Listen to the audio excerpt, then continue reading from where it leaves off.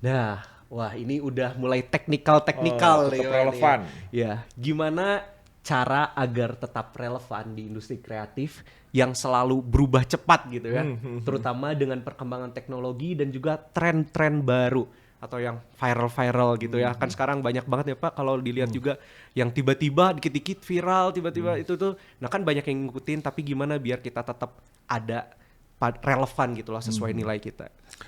Yang pasti saya akan menjawab pada skup keilmuan saya di Ya. dalam konteks audiovisual gitu kan.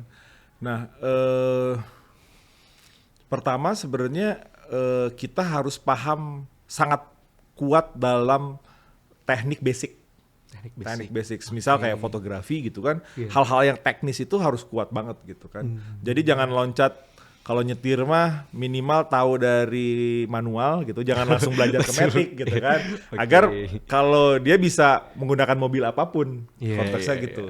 Nah, jadi belajarlah dari yang paling basic. Nah, setelah belajar banyak hal dari yang paling basic itu, nanti persoalan dunia ini berkembang pesat. Misal kalau di industri kamera gitu kan, Iya. video, fotografi dan lain-lain, wah sekarang udah 8K dan lain-lain gitu udah banyak banget gitu kan. Itu cuma persoalan apa ya namanya fasilitas saja bertambah gitu. Ya intinya mau pakai kamera apapun, semisal kayak di lab foto tuh saya punya kamera yang ratusan juta gitu ya. Punya Vicom ya, bukan punya Unpad. Jadi anak-anak Unpad bisa mengakses lab fotografi. Ya, bisa pinjam. Ada beberapa yang dipinjamkan, studionya juga bisa dipinjam gitu ya sebagai informasi. Iklan-iklan tambahan. Buat seluruh univ, buat seluruh fakultas itu Pak? Buat Boleh? seluruh fakultas bisa. Oh, baru Buat tahu. seluruh Oke, boleh kayak dikabarkan, ruangan Pak. ini juga bisa Ruangan kan? ini, Nah, iya, kayak iya. gitu. Itu sangat bisa. Kita juga berkolaborasi dengan beberapa hima gitu kan, ada yang mau photoshoot dan lain-lain itu sangat Ya, memungkinkan. syuting bisa gitu ya Pak ya kalau. Nah, kamera tersebut itu ratusan juta gitu ya. Wow. Basicnya hanya segitiga exposure gitu. Kalau orang nggak bisa segitiga exposure langsung ke digital dan lain-lain, ya cuma bisa pakainya itu aja gitu kira-kira kayak gitu. Jadi kalau dia paham basicnya, dia sangat memungkinkan beradaptasi dengan teknologi yang paling canggih. Karena sebenarnya itu hanya menambah fasilitas saja. Fasilitas gitu. ya, Misal oke. kayak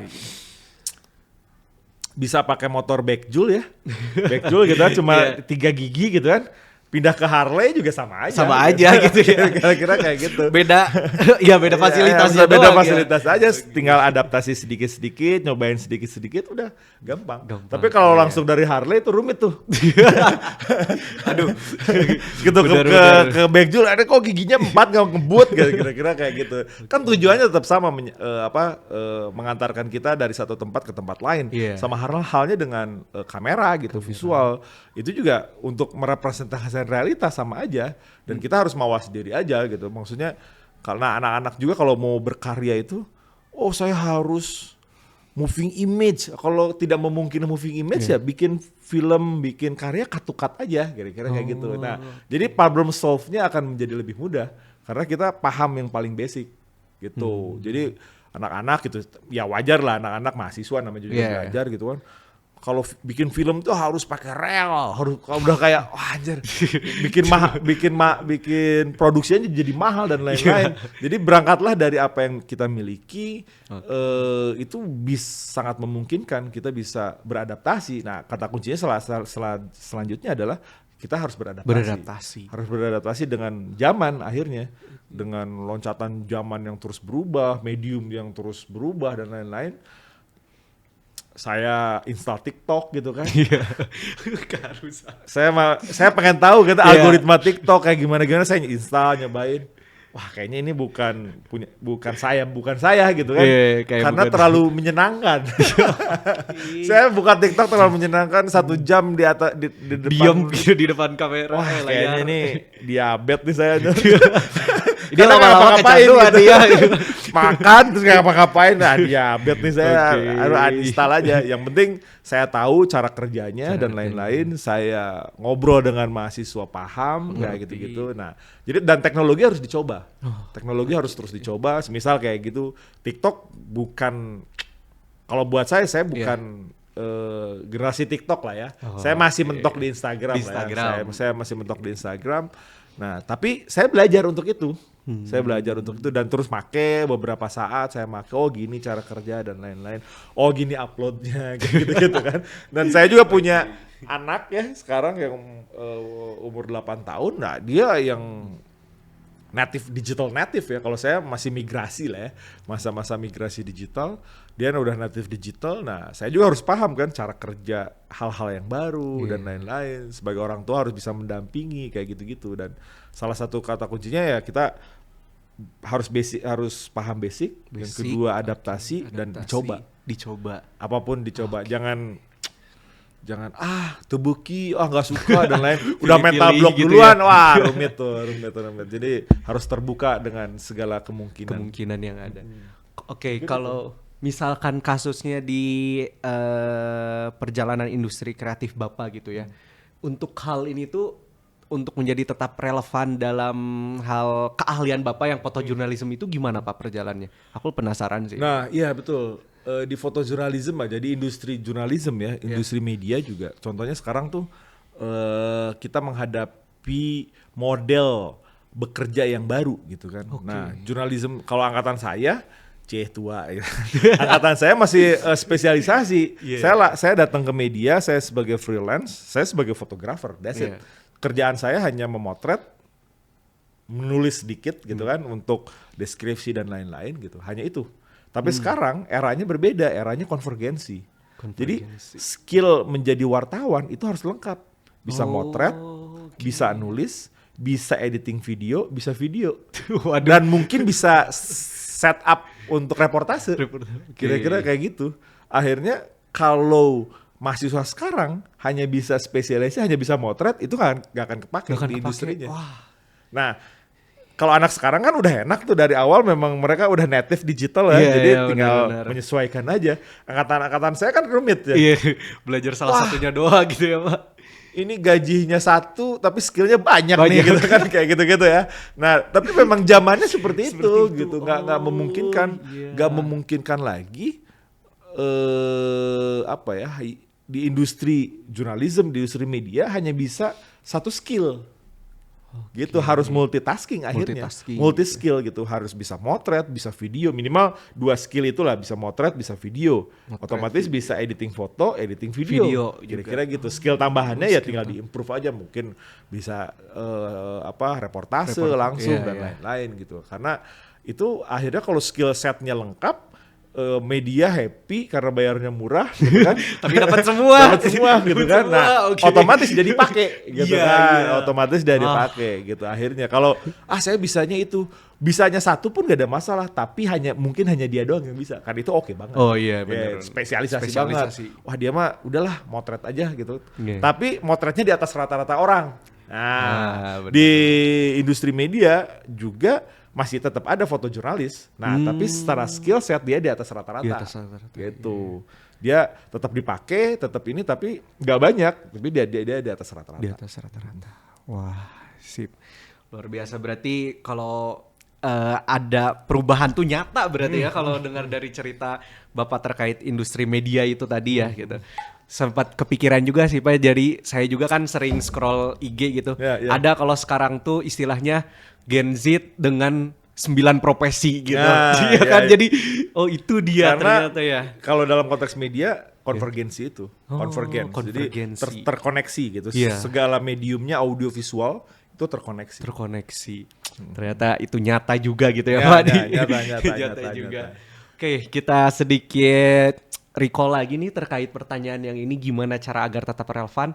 Untuk kunci awal pertamanya tuh tadi ada 3 ya Pak ya. Yang pertama basicnya dikuatkan, kemudian adaptasi dengan perkembangan yang ada gitu ya, yang terjadi, dan juga dicoba. Jadi apapun yang baru tuh harus dicoba gitu ya Pak. Oke, dicoba. Kemudian tadi terkait tren-tren baru gitu ya, tren-tren baru itu nyata perubahannya, jadi kita harus siap apapun yang terjadi. Oke, sip. Nih kayaknya pertanyaan ini juga sudah di checklist, kita beralih ke next question. Siapa? Siap. Nah, next questionnya. Oke, sekarang berarti ini bakal perjalanan juga nih Pak. Bagaimana cara menemukan ciri khas dalam membuat konten sehingga karakter dapat lebih menonjol dan konten yang dibawakan bisa lebih hidup. Wah, ini berarti saya gak akan berkomentar apa-apa dulu karena ini akan langsung dijawab oleh ahlinya ya guys ya. Oke, silakan Pak. Menciptakan karakter pencarian jati diri itu kompleks ya. Kayak gitu. Wah, apalagi anak-anak yang baru lulus gitu kan. Oh, bangun usaha atau gitu kan. Saya bisa bukan memprediksi, saya selalu kan saya di inkubasi bisnis Unpad ya. Kita selalu lihat ini kayaknya beres nih, bubar nih bentar lagi gitu kira-kira. Terprediksi ya, bubar nih. Dari 5 nyisa 2 lah minimal 3 gitu kira-kira ada aja karena polanya karena kan masa-masa tumbuh kan. Masa-masa mencari jati diri, masa-masa itu dan itu wajar. Dan itu wajar sekali dan itu memang yang harus dilakukan, pertumbuhan, adaptasi dan segala macam. Nah, dalam konteks industri kreatif juga itu untuk mencari jati diri sampai pada titik seperti saya tadi mencontohkan diri saya sampai saya spesifik di isu urban gitu kan, isu-isu lingkungan gitu kan. Nah, dua hal itu saya memutuskan di isu itu karena proses perjalanan panjang. Gitu, nggak langsung saya lulus kuliah sayanya isu urban gitu. Nggak langsung seperti itu. Kayak gitu ya. Jadi itu proses panjang, makanya dibutuhkan tadi kalau flashback ke pertanyaan 1 dan 2 gitu kan. Ya itu karena kita bernetworking, kita membaca banyak, menonton banyak dan segala macam. Itu yang akan memperkaya keilmuan kita. Nah, tanpa sadar atau yang kedua skill set kita juga kuat gitu kan. Nah, tanpa sadar di saat kita berproses, nanti kita akan menemukan benang merahnya. Kayaknya saya di sini deh. Gitu. Setelah kita mengevaluasi karya kita, kenapa ya saya punya kecenderungan ke sini, gini. Saya ngobrol dengan orang lain, minta saran dan lain-lain. Kayaknya lu mah di isu ini deh kuatnya gitu, bukan isu-isu yang seperti ini dan lain-lain gitu kan. Contohnya saya pindah ke dokumenter kontemporer karena saya ternyata saya nggak terlalu kuat dengan isu-isu HAM, isu-isu yang kayak gitu saya nggak terlalu kuat lah di isu-isu itu. Bukan isunya saya nggak paham, tapi di saat saya merefleksikan dalam bentuk visual, saya tuh aman aja gitu.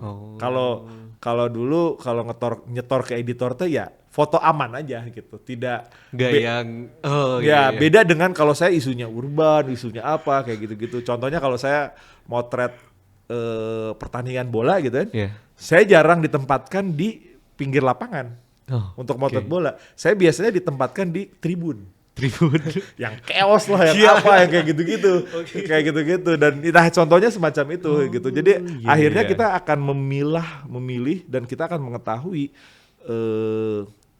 ciri khas kita dari proses yang panjang itu gitu sebenarnya. Dan jangan takut untuk memutuskan kita kira-kira di sini gitu. Persoalan kalian mendapatkan saya akan mempositioningkan di sini gitu ya, di A gitu kan. Nanti pindah is okay sebenarnya. Nggak ada soal gitu. Nggak ada soal. Itu it's a life. Iya benar. It's a life sih sebenarnya. Akhirnya ya prosesnya itu gitu. Jadi proses panjang itu harus dilalui, terus nanti kita putuskan tanpa sadar kita akan menonjol gitu kekhasan diri kita. Kekhasan diri kita dalam berkarya gitu. Jadi semisal kayak konten kreator siapa tuh yang anak ekonomi tuh yang botak tuh? Charles gitu kan. Dulu kan sebelumnya ugal-ugalan kan kontennya, ya kan?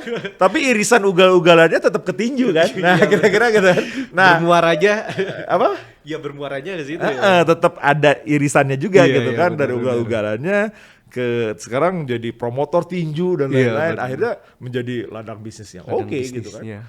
Ya jalanin aja dulu, berproses dan lain-lain, terus mengevaluasi dan terus minta saran itu penting. Kita punya supervisor itu penting. Kita punya supervisor di kehidupan.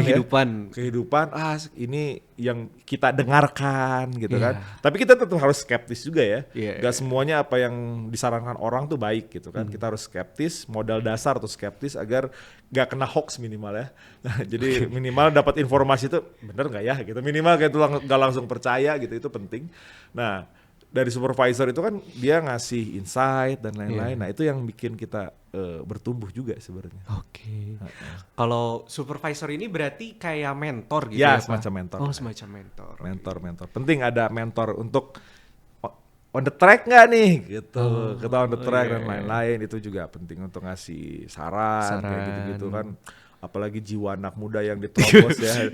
Hajar gitu kan, digaskeun gitu kan. Hayu gitu. Gaskeun nyungsep aja. Itu biasalah modal nekat gitu. Tapi itu modal nekat gak apa-apa, yang penting terukur. Gitu ya. Terukur. Terukur. Catat. Modal nekat gak apa-apa, gaskeun gak apa-apa, hayu bringke gitu ya. Tapi yang penting terukur gitu. Oke, ada akhirnya. Jadi tadi untuk agar menemukan ciri khas ini harus tetap berproses gitu ya Pak. Betul. Berproses dan juga nikmati, jalani dan jangan ragu buat ambil keputusan ya. Betul. Tadi. Keputusan ketika kamu di industri kreatif ini kemana gitu ya setelah perjalanan panjang ada titik terangnya ya ambil aja gitu ya. Perihal kedepannya nggak cocok, ternyata nemuin lagi nih atau gimana itu laksanakan juga ya Pak ya. Sudah melakukan sesuatu itu udah paling bener. Oke. Benar sih. Apalagi sesuatunya beres itu lebih baik lagi. Lebih baik lagi. Yang paling penting ya dilakuin. Okay. Oh ya, tapi tadi masih penasaran sih Pak terkait mentor gitu. Kalau dari Bapak sendiri mentor ini tuh ditemukan, dicari atau kayak gimana sih sebenarnya untuk mentor di industri kreatif tuh? Ya akhirnya cocok-cocokan ya, apakah nyari gitu kan, ataupun setelah kita bernetwork dan lain-lain, kayaknya ini nih si A ini deh yang bisa paham karya saya, cocok, advice-nya cocok kayak gitu-gitu. Misal kayak beberapa mahasiswa saya atau beberapa orang saya kan saya cukup blak-blakan ya. Ada juga yang kayak pas lihat Kang preview project saya lah gitu kan. Jelek. Nah, kalau yang cocok mah cocok gitu kan. Saya dibilang jelek juga dia improve gitu kan, dia improve dan lain-lain. Tapi kalau ada yang bilang saya jelek, udah merod, udah itu berarti nggak cocok aja dengan saya. Nah, itu memang cocok-cocokan akhirnya gitu. Kita akan menemukan mentor yang paling pas gitu dengan kita, advice-nya cukup gitu kan. Saya mah cocok Kang sama Akang, sama Bapak gitu dan lain-lain karena dipecut kayak gitu-gitu. Jadi saya jarang menggunakan diksi kedua gitu. Kayaknya kamu kurang, harus diimprove lagi, jarang. Ini mah gak tolong, jelek aja gitu. Gak cari bahasa aman lah ya. Tapi kalau ditanya kenapa jelek, saya punya reasonnya gitu. Saya punya reason jeleknya ini dan ini tidak memenuhi ini. Kamu mau ceritakan apa, karena apa dan lain-lain. Udah kira-kira kayak gitu. Dan itu akhirnya kan cocok-cocokan akhirnya gitu ya. Orang yang minta advice ke saya juga akhirnya cocok-cocokan gitu. Nah itu bisa ditemukan dari networking ataupun kita mungkin dari podcast ini gitu kan, ada yang cocok MC-nya Akang gitu kan, kayak gitu kan kali aja gitu kan. Bisa jadi kontak langsung dan lain-lain sangat memungkinkan. Karena saya juga banyak beberapa orang yang taunya dari sosial media dan lain-lain, akhirnya kontak langsung gitu kan. Mentor, cocok, berkoneksi terus gitu. Ada yang ya dari nobody, dari yang saya nggak kenal sekalipun, dia ngemail gitu kan, dan ketekunannya minta nge-zoom kayak gitu-gitu langsung karena di luar kota untuk ngobrolin karya kayak gitu-gitu, akhirnya terus terjalin. Oh, jadi Bapak juga ada gitu ya Pak, anak-anak mentor gitu ya. Oke. Jadi udah dapet nih ya titik terangnya terkait gimana menjaga ciri khas ini gitu. Aduh, ini cuacanya Pak membuat agak sedikit. Minum dulu. Iya, minum dulu. Boleh. Oke. Nah, jadi tadi ya udah banyak banget nih terkait ciri khas ini, mulai dari berproses dan lain-lain, dan tadi sih pada akhirnya kita juga harus punya mentor. Oke, kita next question. Nah, ini terkait next questionnya, apa mindset yang paling penting dimiliki oleh mahasiswa atau fresh graduate yang ingin sukses di industri kreatif? Wah, mindset nih berarti. Wow, mindsetnya. Yang pasti modal sosial dalam industri kreatif itu karya sebenarnya. Ya, harus bikin karya yang bikin karya dulu aja, persoalan karya. bagus dan lain-lain itu persoalan nanti ya. Nah terus dieksplorasi yang akhirnya bisa menghasilkan karya yang baik gitu kan di situ. Jadi mindsetnya yang paling penting dalam industri kreatif adalah karya. Jadi mindsetnya harus membuat karya. Nah persoalan bagus dan enggak itu adalah proses. Gitu. Jadi contohnya di foto gitu, saya juga pernah hunting bareng, pernah apa dan lain-lain gitu, segala dicoba, terus akhirnya saya ini deh gitu. Jadi mindsetnya adalah berkarya, karena modal dari industri kreatif adalah karya. Gitu. Balik lagi tuh. Persoalan karya dari MC ya ngebacotnya itu kan, Iya, itu adalah karya gitu kan. Iya. Sesering mungkin Anda jadi MC, jadi host untuk podcast dan lain, itu kan portofolio kan. Nanti orang banyak melihat dan segala macem gitu. Jadi mindsetnya adalah selalu berkarya. Gitu. Kalau bagi saya ngelihatnya itu, karena modalnya ya karya. Gitu. Kalau di industri kreatif nggak bawa karya ya apa ngapain? Iya benar ya. Oke, jadi untuk mindset ini udah sangat to the point, Jos, mantap gitu ya Pak ya. Dan ini juga mungkin memaksimalkan, salah satunya modalnya itu bisa memaksimalkan mengerjakan tugas dengan baik dari mata kuliah selama itu. Jadi mata kuliah yang kita ambil gitu kan, dan itu pasti ada tugas ya. Nah dalam lingkup itu kan si dosen itu kan sudah memikirkan dengan seksama ya bahwa tugasnya memang sesuai kepakarannya, sesuai tujuan dari silabus tersebut dan segala macam. Maka di saat mahasiswa itu mengerjakan tugasnya dengan sungguh-sungguh, nah itu bisa jadiin portofolio. Nah portofolio itu yang akhirnya jadi modal di saat lulus, akan menjadi lebih mudah. Jadi akhirnya kalau contohnya di TV film gitu ya, dia harus nulis skrip, bikin film, bikin tata artistik dan lain-lain gitu kan. Kalau dia mengerjakan tugasnya dengan betul, dikumpulkan dalam satu folder tertentu, CV dan segala macam. Kalau ada orang minta pekerjaan, saya butuh ini portofolio saya gitu. Kan udah ada. Kalau anggaplah ya ada keterbatasan ekonomi dan lain-lain gitu ya. Nah, itu mengerjakan tugas dengan sungguh-sungguh itu bisa jadi modal. Sebenarnya lulus udah banyak portofolionya tuh. Gitu. Jadi kalau yang terkhusus buat yang berarti yang itu ya Pak ya, yang dikasih tugas yang berkaitan dengan industri kreatif ini harus dijalani dengan benar-benar ya Pak ya. Oke, jadi tadi ya teman-teman untuk mindset ini ada 2 poin, saya ulang lagi ya Pak ya. Untuk yang pertama tuh tadi terkait fresh graduate atau ketika setelah lulus tuh ya udah berkarya gitu. Teman-teman harus berkarya, Unpaders harus berkarya, karena yang bisa hidup di jalur industri kreatif ya karya gitu ya, yang membuat kita hidup. Kemudian tadi jangan lupa tugas-tugasnya ya. Tugas-tugasnya tolong itu jadikan all in one lah. Udah itu tugas dapat nilai, kita juga jadi portofolio kita. Betul gitu. Oke, kita next question nih ke pertanyaan. Apalagi nih? Oke nih. Kreatif block. Nah, ini tantangan berarti ya, gimana cara mengatasi kreatif block atau kebuntuan ide yang sering dialami oleh konten kreator gitu. Healing ke Ubud ya kayaknya. Healing ke Ubud, oke. Ke gunung apapun bisa, kalau selain ke Gunung Gelis, ke Gunung Gelis. Okay. Ke Gunung Gelis kayak gitu. Iya. Itu bagian dari berproses mental block. Jadi kita nggak akan pernah berkarir dengan mulus. Ya kan? Pasti ada masanya kita mentok gitu. Ada masanya mentok. Makanya saya selalu berpindah tempat gitu, komunitas atau apa dan lain-lain. Atau saya selalu datang ke festival dan lain-lain, itu untuk mencari inspirasi itu gitu sebenarnya. Nah, untuk menemukan ide-ide baru, fresh kayak gitu-gitu. Nah, karena itu adalah keniscayaan, mental block itu adalah keniscayaan gitu kan, pasti akan dialami. Makanya kita harus mempersiapkan diri gitu kan, dengan amunisi yang kuat gitu kan. Amunisinya tadi skillnya udah oke, networknya udah oke dan lain, masih kena mental block. Emang itu keniscayaan, tapi di saat kita mau solve dari persoalan itu, kita sudah punya escape-nya gitu kan akhirnya.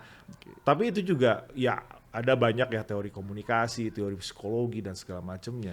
Tapi yang paling saya alami adalah pelan-pelan aja sih. Pelan-pelan. Lakuin terus, berkarya terus, Oke, pelan-pelan. Nanti ada kayak snapnya gitu. Gitu. Nah, akhirnya kita bisa Titik keluar. ininya ya, Nah, titik kalau baliknya. kan ya kita pernah ada dalam masa keterpurukan gitu Iya. kan. Semua seniman, orang di industri kreatif, siapapun dalam profesi apapun juga pasti pernah mengalami itu ya. Mental health ke anak-anak Gen Z sekarang. Ya di masa itu kan ya mungkin ya lagi depresi dan itu semua orang pasti mengalaminya gitu kan. Dan salah satunya adalah menjalani pelan-pelan gitu. Pelan-pelan. Proses berkaryanya pelan-pelan gitu kan. Dan kita menemukan metode-metode gitu Iya. kan. Metode-metode kita bisa melihat semisal kayak apa ya, metode-metode untuk decision maker gitu kan, decision choice gitu kan. Nah, semisal kayak selain kita melakukan kegiatan yang terus-menerus, pelan-pelan aja kalau lagi stuck dan lain-lain, atau kita hanya mencari referensi gitu, itu. Nah, selain juga kita mungkin orat-orat gitu kan, mungkin ya paling umum lah, metode-metode paling umum seperti analisis SWOT gitu Iya. kan. Wah, kekuatan kita di mana nih gitu kan, kelemahan kita kita evaluasi diri gitu kan. Pakai metode yang paling umum kayaknya SWOT itu udah everybody knows lah, hal-hal semacam itu kita lihat tuh di situnya opportunity kita di mana. Kayaknya kita bisa melakukan ini gitu. Dan mencatat, menulis, makanya saya selalu membawa notes gitu kan. Ini karena mengetik itu kan nggak apa ya, typing ya. Iya. Typing ini nggak kurang proses kita typing itu sangat sulit untuk kita ingat. Makanya kalau karena saya bukan mahasiswa baik-baik aja ya, dalam artian pernah nyontek lah ya, pernah nyontek. Tapi pas bikin kebetan, pas nyontek jadinya inget. Iya. Jadinya kebetannya nggak dikeluarin kan. bener. Jadi mencatat itu menjadi salah satu metode untuk proses kita mengevaluasi diri gitu. Jadi bisa pakai analisis SWOT, terus pakai model, ada beberapa teori kayak model Eisenhower gitu. Eisenhower tuh kita bikin kayak bagan 4 gitu. Bagan, terus di sini penting, benar, kira-kira kayak penting, gitu iya, kan, iya, prioritas oke, dan lain-lain, prioritas, atau iya. mendesak dan tidak mendesak. Iya, Nah, kita tinggal ini tinggal rigid aja Iya, hal-hal semacam itu. masukin ya. Masukin, terus kita mengevaluasi diri, minta advice ke orang gitu kan. Karya saya gini. Ternyata banyak escape-nya akhirnya, dan kita tidak sendiri yang pasti. Nah, karena di saat kita terpuruk nggak ngapa-ngapain, tapi nggak ngapa-ngapain nikmatin aja. Saya suka banget kalau lagi mental block gitu. Kalau dulu sebelum nikah gitu, saya nonton, belum ada Netflix ya, nonton, jadi beli DVD bajakan, DVD bajakan, nonton film atau nonton film yang saya suka banget, saya ulang lagi, misal kayak saya selalu mengulang film Godfathers gitu kan. Nonton itu, beli ayam yang di bucket tuh ada. Ayam nyemil ya, buat nyemil. nyemil. Tapi saya nyemilnya bukan yang kecil-kecil, nyemilnya ayam yang di bucket gitu kan, yang di bucket ada restoran tertentu ya, saya makan atau pizza gitu kan, saya beli seloyang sendiri gitu kan, biar kayak meskipun di kosan gitu kan, tapi berasa di New York gitu. Waduh, jadi nyiptain lingkungan ya udah ya, senyaman diri ya kan, comfort ya. Tapi lagi pada masa itu ya, di masa kita escape gitu kan, masa kita berproses, masa itu nikmatin aja, tapi jangan lama-lama. Gitu. Jadi kalau marah itu penting ya, tapi marah-marah yang problem. Kira-kira kayak gitu. Kita lagi di masa terburuk, nikmatin dulu aja itu, tapi sebentar aja gitu. Selanjutnya kita keluar dari lagi. Cave itu deh. Mungkin gitu ya. Siap. Jadi creative block ini sebuah keniscayaan yang pasti bakal kita hadapin, tapi bagaimana proses kita buat ngadepin itu tuh ya udah jalanin aja gitu ya Pak, pelan-pelan, dan nanti juga bakal ketemu snapnya kalau tadi bilang tuh, jadi bakal ketemu jalan keluarnya sendiri ya, dan itu pasti terjadi gitu. Kita next question nih, beralih ke pertanyaan selanjutnya. Sepertinya ini bakal menjadi pertanyaan terakhir ya untuk podcast Cuap-Cuap Karir kali ini, yaitu Apa tips untuk menjaga motivasi dan semangat saat akan memulai merintis karir di industri kreatif? Aduh, saya bukan Mario Teguh nih. Gak apa-apa, stylenya Memotivasi gitu ya, motivasi. Apa tuh, menjaga motivasi semangat terus ya. Iya. Di industri kreatif sebenarnya yang bikin semangat di industri kreatif tuh ya memang itu candu dalam artian positif ya. Kita mendapatkan reward tertentu itu candu sebenarnya. Mendapatkan juara apa kayak gitu itu candu, bikin terus pengen berkarya kan sebenarnya kayak gitu-gitu. Tapi saya selalu selalu kalau udah menang sesuatu, berproses dan akhirnya kita mendapatkan rewardnya gitu kan. Nah, saya selalu dibikin nol lagi aja kayak gitu-gitu. Oh, reset gitu reset ya. lagi aja. Reset lagi akhirnya kita ngerasa biasa aja gitu. Meskipun jumawa tuh ada sedikit, itu manusiawi lah itu ya. Pasti ya. Kan gue menang gitu kan, dan gue mampu gitu kan, terus emang ya gue bangga juga wajar karena gue menang, gue mampu gitu kan. Tapi jangan terlalu akhirnya adiluhu kayak gitu-gitu. Akhirnya kan bikin orang juga malas dan segala macem. Ya kita jumawa karena kita mampu, wajar lah ya. Gitu. Apresiasi. Apresiasi. Thanks to me gitu. Gadget banget nih. Thanks to me gitu kira-kira gitu ya. Hal semacam itu juga penting ya, memotivasi untuk kita terus berkarya. Nah makanya sebenarnya berproses terus.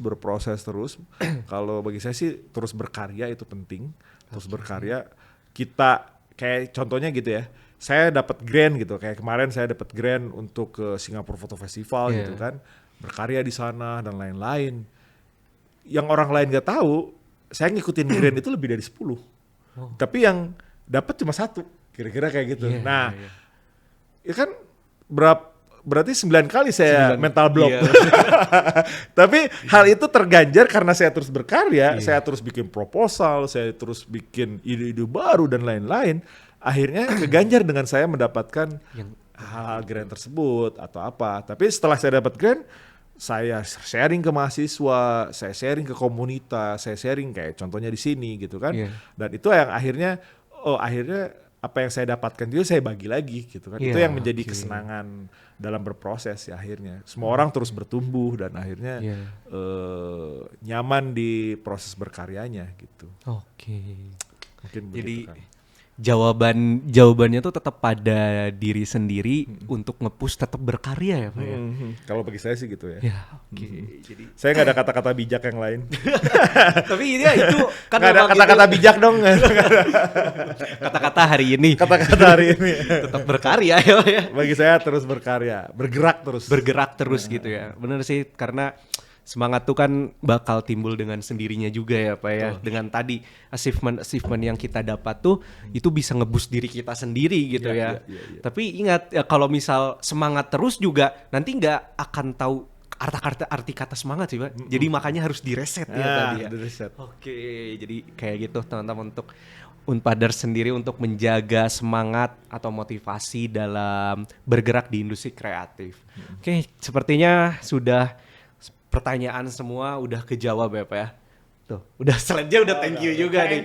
Udah terima kasih buat Pak Sandi yang udah ngisi di cuap-cuap karir ini, terutama dalam tadi ya di bergerak di industri kreatif.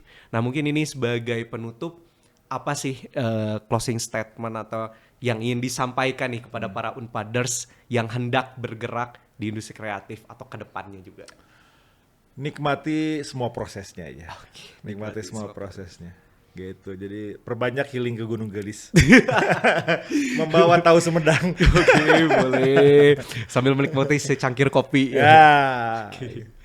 Jadi nikmati aja prosesnya dan apapun yang dilakukan selesaikan ya, karena Betul. tadi pekerjaan yang bagus tuh ya yang diselesaikan ya. Pak ya. Betul. Oke, jadi silahkan untuk Unpaders yang ingin bergerak atau ingin mulai menata karirnya dalam industri kreatif, saran-saran ataupun pengalaman yang tadi dibagikan semoga bermanfaat gitu ya Pak bagi para Unpaders, dan juga terima kasih sebanyak-banyaknya kepada Pak Sandi yang telah membagikan insightful luar biasa perjalanannya, dan juga terkait untuk Pak Sandi sendiri di industri kreatif, kita bisa menemukan Pak Sandi di apa nih? Di apa? Ya paling gampang search nama saya aja, nanti banyak yang keluar. Oh iya. Boleh, oke. Bisa ke Google saja lalu Pak Sandi cari ya. Ya. Pak Sandi Jaya Saputra Ya, gitu. typing aja nama saya. Oke, kalau untuk Instagram nih, Instagram. Nanti keluar di situ. Oke, udah all in one juga gitu ya. Iya. Dan portofolinya bisa temukan Pak Sandi, bisa kenal lebih dekat nih yang tertarik untuk tadi Pak Sandi menawarkan kalau mau konsul menjadi mentor juga bisa. Gitu. Ya, yang penting bayarannya pas. Enggak. Yang penting sesuai lah ya. Oke, itu urusan belakang. Oke, jadi sekian mungkin untuk podcast Cuap-Cuap Karir episode Terima kasih. Terima kasih. Mohon maaf apabila ada kekurangan selama keberjalanannya. Sampai jumpa di podcast Cuap-Cuap Karir episode 15 selanjutnya. Dadah.